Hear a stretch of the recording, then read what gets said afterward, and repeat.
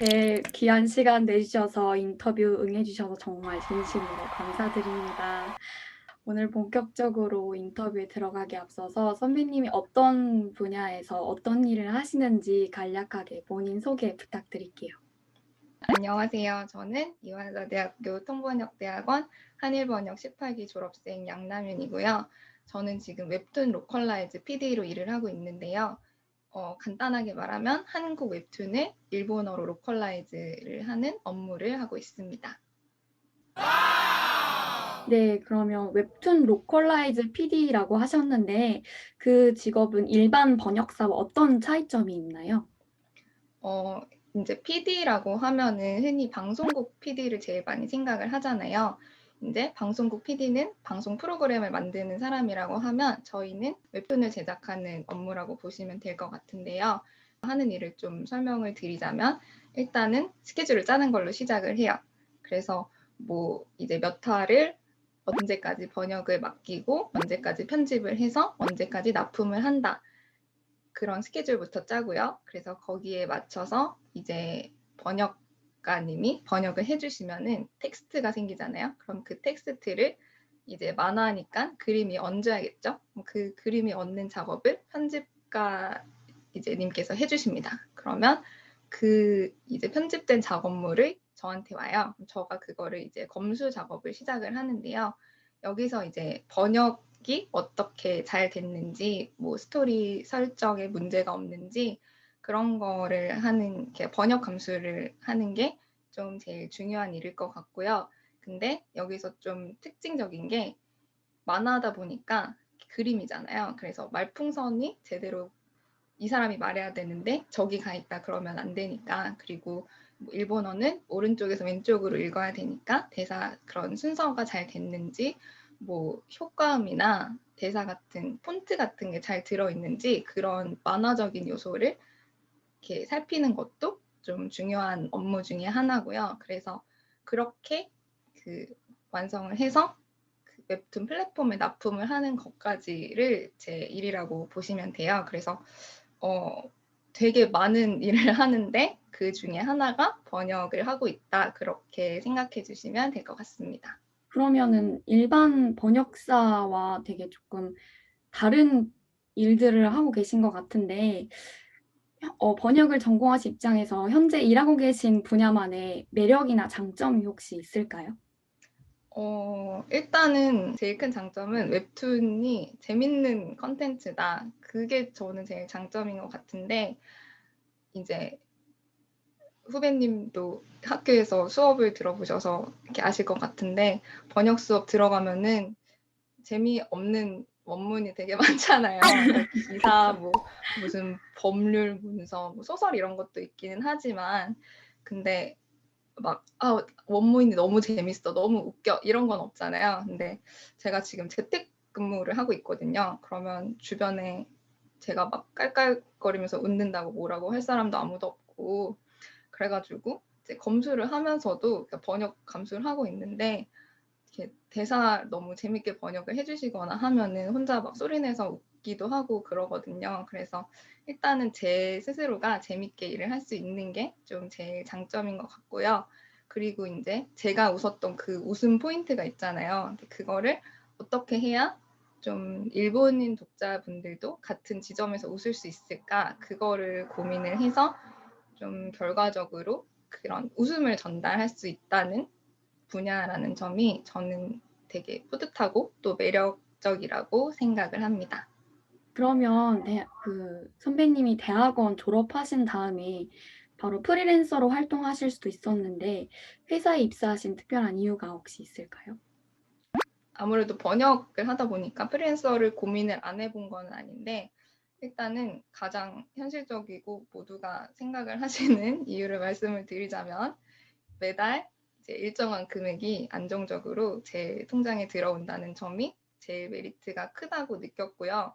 그리고 그냥 성격적인 부분도 있는데, 그 프리랜서 업계에 뛰어들어서 자리를 잡는 게 되게 어려운 일이잖아요. 그 두려움 같은 것도 있고, 거기서 살아남으려면 주변에 프리랜서 하는 친구들 보면은 혼자서 막 일을 찾아야 되고 성실해야 되고 그러는데, 저는 솔직하게 말씀드리면 집에서 있으면 엄청 놀고 싶고 좀 늘어지는 스타일이에요.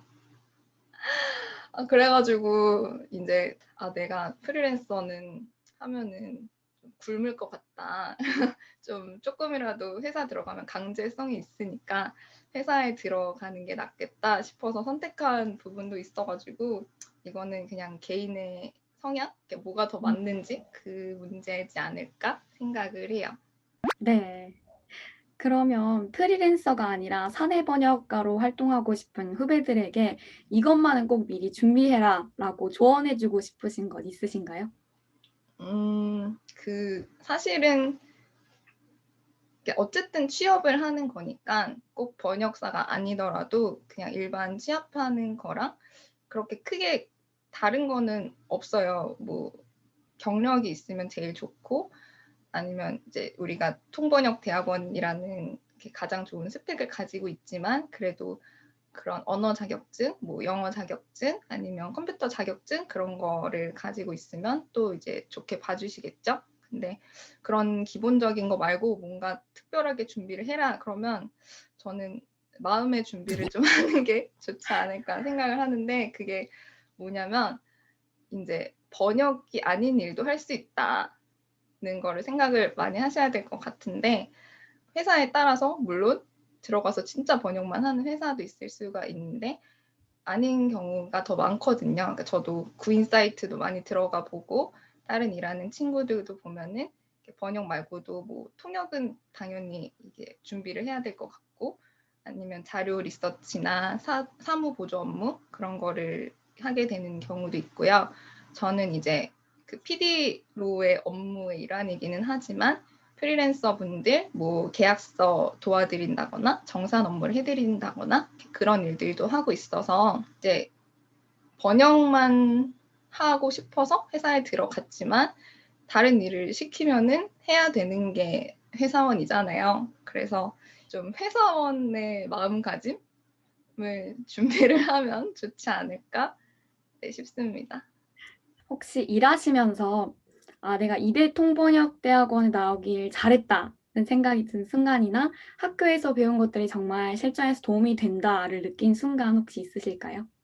감수를 주로 하다 보니까 학교에서 크리틱 했던 게 제일 도움이 되지 않나 생각을 하고 있어요.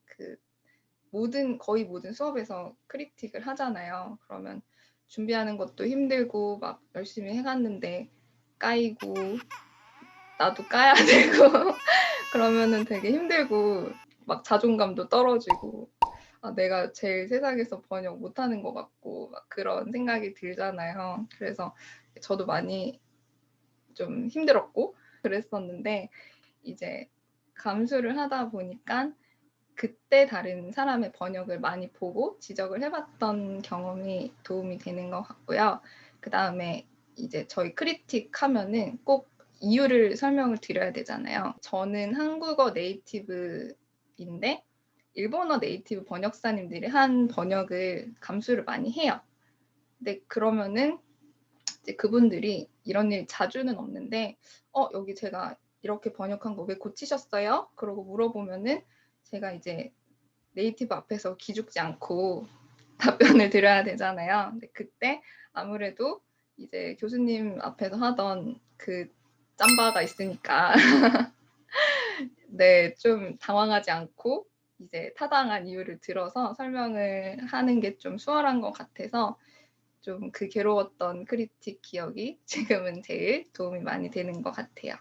그러면 반면에 실제 필드에 나와서 일을 해보니까 학생 때 상상했던 것과는 좀 달랐다 하는 점 있으신가요?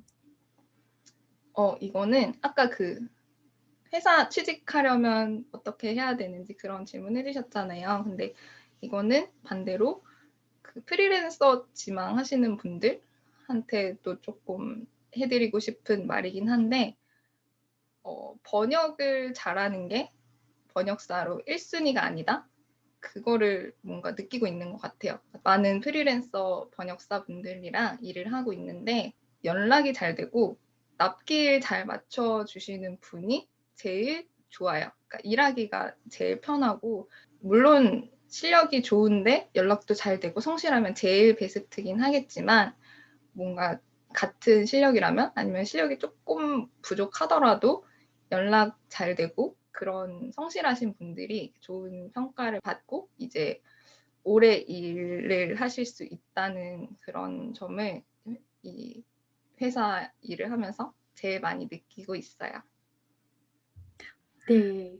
그러면 이 질문은 조금 깊은 얘기가 될 수도 있을 것 같은데 선배님이 번역을 직업으로 선택하길 잘했다는 생각이 든 순간 있으실까요? 제가 원래는 어릴 때부터 좀 창작을 하고 싶은 그런 꿈이 있었어요. 초등학교 때 제가 만화가가 되고 싶었어요. 그다음에 조금 커서는 방송 작가를 하고 싶었고 그다음에는 소설이 쓰고 싶어가지고 막 대학교 때 소설 쓰는 수업 막 이런 것도 듣고 그랬었거든요. 근데 그렇게 해보다 보니까 제가 별로 재능이 없다는 걸 깨달았어요. 그러니까 뭔가 이야기를 만드는 재능이 저한테 별로 없는 거예요. 그래서 번역이란 게 남이 만든 이야기를 제 손을 통해서 이런 전달을 하는 일이잖아요. 그래서 좀 창작이랑 맞닿아 있는 부분도 있는 것 같고 그래서 제가 일을 하기 싫을 때 SNS에 제가 담당하는 웹툰 작품 제목을 쳐봐요. 일본어로. 쳐보면은 독자님들이 이번 화수 너무 재밌었다. 막 누구 캐릭터가 너무 좋다. 아니면 이 작품 휴재 중인데 빨리 연재 재개되면 좋겠다. 그러면은 이제 막 제가 만든 작품도 아닌데 되게 제 거 같고 막 뿌듯하고 더 열심히 해야겠다. 그런 의욕도 없고 그러거든요. 대리만족이라고 하면 대리만족일 수도 있는데 이제 사람들한테 이야기를 전달해주는 그런 직업이라는 점에서 이제 뭔가 어릴 적 꿈과 이어지지 않았나 싶기도 하고 만족감도 느끼고 또 자부심도 느끼고 그러는 것 같아요.